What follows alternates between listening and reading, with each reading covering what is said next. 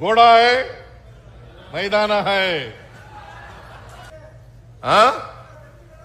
ಏಯ್ ಸುಮ್ನಿರೇ ಏನಾರ ಹೇಳಿ ಮಧ್ಯದಲ್ಲಿ ಮಾತಾಡಬಾರ್ದು ಮಾಡಬೇಕು ಅಂದ್ರೆ ಮಾಡೋಣ ಗೋಡಾ ಹೈ ಮೈದಾನ ಹೈ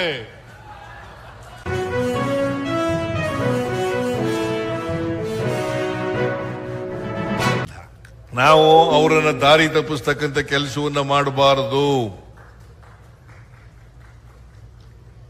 ಇತಿಹಾಸವನ್ನ ತಿರುಚಿ ಸ್ವಾರ್ಥಕ್ಕೋಸ್ಕರ ರಾಜಕೀಯಕ್ಕೋಸ್ಕರ ಮಾಡ್ತಕ್ಕಂಥದ್ದಿದೆಯಲ್ಲ ಅದು ಅಕ್ಷಮ್ಯ ಅಪರಾಧ ಅಂತಕ್ಕಂಥ ಮಾತುಗಳನ್ನ ಹೇಳಲಿಕ್ಕೆ ಬಯಸ್ತಾ ಇದ್ದೇನೆ. ಯಾರೇ ಆಗಲಿ ರಾಜಕೀಯಕ್ಕೋಸ್ಕರ ಬಳಸಬಾರದು.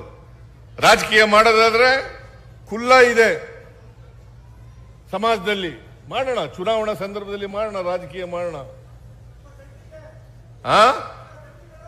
ಏಯ್ ಸುಮ್ನಿರೇ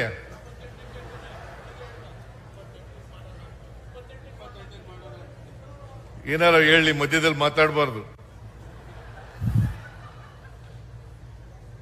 ರಾಜಕೀಯ ಮಾಡಬೇಕು ಅಂದ್ರೆ ಮಾಡೋಣ.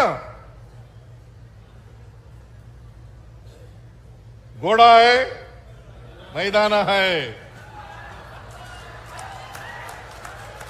घोड़ा है मैदान है ರಾಜಕೀಯ ಮಾಡೋಣ. ಅಲ್ಲಿ ಇಲ್ಲ ಸಲ್ಲದ ಯಾವುದೋ ರಾಜಕಾರಣಕ್ಕೋಸ್ಕರ ದ್ವೇಷಕ್ಕೋಸ್ಕರ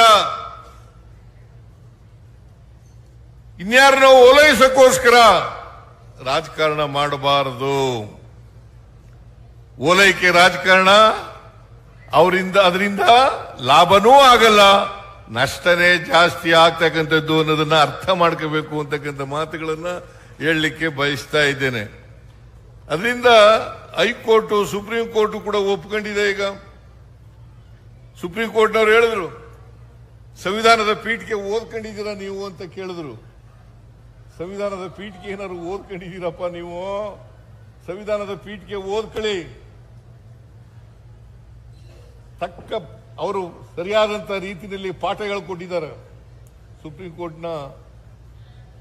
ಕೋರ್ಟ್ನ ನ್ಯಾಯಾಧೀಶರುಗಳು, ಹೈಕೋರ್ಟ್ನ ನ್ಯಾಯಾಧೀಶರುಗಳು ಇದನ್ನು ನಾವೆಲ್ಲರೂ ಕೂಡ ಅರ್ಥ ಮಾಡ್ಕೋಬೇಕಾಗ್ತದೆ. ನಮ್ಮ ಸಂವಿಧಾನ ಜಾತ್ಯತೀತ, ಧರ್ಮಾತೀತ. ಇದನ್ನ ಅರ್ಥ ಮಾಡ್ಕೋಬೇಕಾಗ್ತದೆ. ನಮ್ಮ ಸಂವಿಧಾನನೇ ಅರ್ಥ ಆಗದೆ ಹೋದ್ರೆ ಏನ್ ಮಾಡಬೇಕು? ನಮ್ಮ ದೇಶದಲ್ಲಿ ಅನೇಕ ಜಾತಿಗಳಿದ್ದಾವೆ, ಧರ್ಮಗಳಿದ್ದಾವೆ.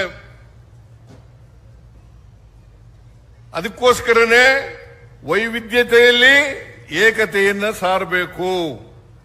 ವೈವಿಧ್ಯತೆಯಲ್ಲಿ ಏಕತೆಯನ್ನ ಸಾರಬೇಕು ಅಂತ ಹೇಳಿರ್ತಕ್ಕಂಥದ್ದು. ನಾವು ಯಾವುದೇ ಧರ್ಮಕ್ಕೆ ಸೇರಿರ್ಲಿ, ಯಾವುದೇ ಜಾತಿಗೆ ಸೇರಿರ್ಲಿ, ನಾವೆಲ್ಲರೂ ಕೂಡ ಭಾರತೀಯರು ಅಂತಕ್ಕಂಥ ಭಾವನೆ ಬಂದಾಗ ಮಾತ್ರ ಅದನ್ನ ಅರ್ಥ ಮಾಡ್ಕೊಳ್ಳಿಕ್ಕೆ ಆಗ್ತದೆ.